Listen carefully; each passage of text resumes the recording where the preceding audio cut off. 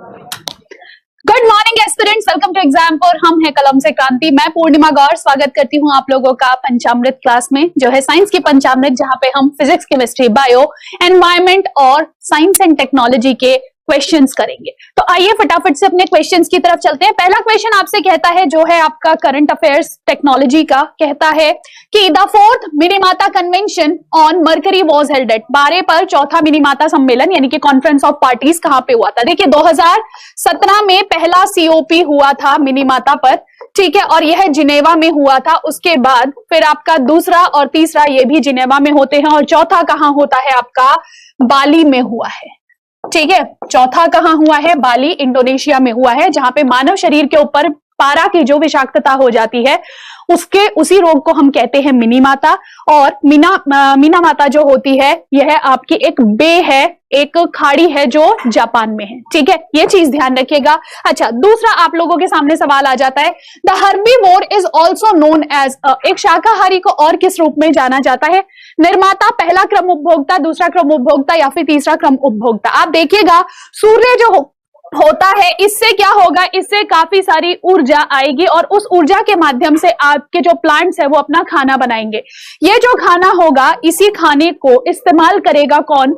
आपका हर्बीवोर यानी कि शाकाहारी। तो शाकाहारी क्या हुआ? इसने पहला यह कंज्यूमर बना, ये तो प्रोड्यूसर है, ये तो बनाने का काम कर रहा है, ठीक है। तो इस प्रोड्यूसर को किसने खाया? आप कह दोगे मैम शाकाहारी ने खाया। तो ये क्या हो गया? यह आपका पहला कंज्यूमर हो गया, प्राइमरी कंज्यूमर हो जाता है। इस शाकाहारी को कौन खाएगा? मांसाहारी खाएगा। तो ये क्या हो गया? ये सेकेंडरी कंज्यूमर हो गया। और सेकेंडरी कंज्यूमर यानी कि ये नीचे वाले जो आपके डेड मटेरियल्स होंगे, इनको कौन खाएगा? टर्शरी कंज्यूमर खाता है, ठीक है। तो ये चीजें ध्यान रखिएगा। इसके अकॉर्डिंग क्या हो गया कि आप क्या कह देंगे मैम, जो शाकाहारी जीव हो जाते हैं ये फर्स्ट ऑर्डर कंज्यूमर्स हो जाते हैं, पहले क्रम के उपभोक्ता हो जाते हैं। नेक्स्ट क्वेश्चन कहता है, आवर्त सारणी में अत्यधिक वैद्युत ऋणात्मक हैलोजन, ठीक है, यानी कि ग्रुप 17, और अत्यधिक विद्युत धनात्मक क्षारीय धातु यानी कि ग्रुप 1 को कौन विभाजित करता है, कौन अलग अलग करता है?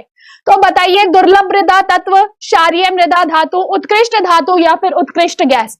जब भी हम अपने पीरियोडिक टेबल की बात करते हैं तो इस पीरियोडिक टेबल में ये रहा आपका ग्रुप 1 और ये रहा आपका ग्रुप 17।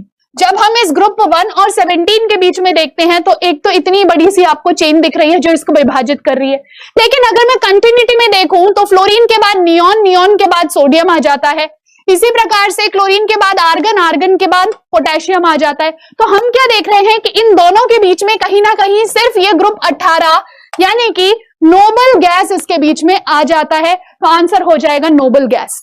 नेक्स्ट क्वेश्चन आप लोगों से कहता है, डैश गुर्दे की संरचनात्मक और कार्यात्मक इकाई है। भाई देखिए, जब भी हम अपनी किडनी की बात करते हैं तो इस किडनी के अंदर आपको बहुत ही सूक्ष्म स्ट्रक्चर्स मिलते हैं, जिन स्ट्रक्चर्स को आप व्रकाणु यानी कि नेफ्रॉन कहते हो, और इसी वजह से हम किडनी के अध्ययन को नेफ्रोलॉजी कहते हैं, ठीक है। तो यह भी ध्यान रखिएगा क्योंकि आपसे अध्ययन बार बार पेपर में पूछे जाते हैं। लास्ट क्वेश्चन अपना फिजिक्स का आ जाता है, कहता है निम्न में से किसकी विमा रैखिक संवेग की विमा के समान होती है? भैया लीनियर मोमेंटम या रैखिक संवेग का फॉर्मूला होता है मास इनटू वेलोसिटी, ठीक है। तो इसकी विमा क्या हो जाएगी? इसका विमीय सूत्र हो जाएगा MLT-1।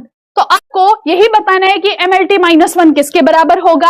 आप देखेंगे एनर्जी, एनर्जी क्या होती है? कार्य के जैसी इसकी विमा हो जाएगी, क्योंकि एनर्जी सिर्फ कार्य को करने की क्षमता होती है, ठीक है। तो कार्य क्या होता है? फोर्स इनटू डिस्प्लेसमेंट होता है, आपने कितना बल लगा के कितना विस्थापन किया है।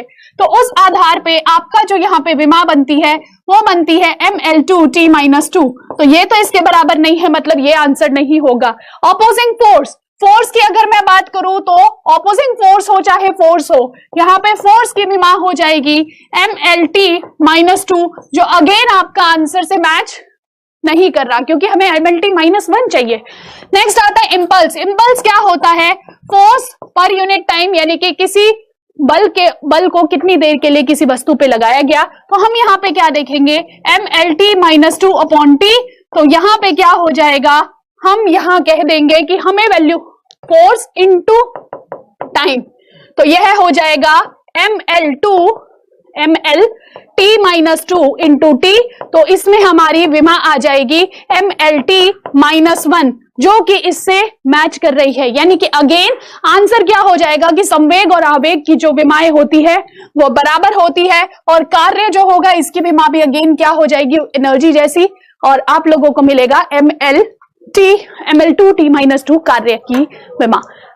अगर क्वेश्चन समझ में आए हो तो जरूर से लाइक कीजिएगा, अगर अच्छे लगे हो तो शेयर जरूर कीजिएगा, और इस चैनल को सब्सक्राइब कीजिएगा ताकि आप लोग और ऐसे ही अच्छे क्वेश्चंस आप लोगों को मिलते रहें, और आप लोग इस क्लास को और ज्यादा प्यार दीजिएगा। अगले दिन फिर मिलेंगे हम लोग अपनी साइंस की पंचामृत के साथ, तो मेरे साथ आप रेगुलर जुड़ सकते हैं दोपहर को 3 बजे SSC exams for example YouTube channel पे।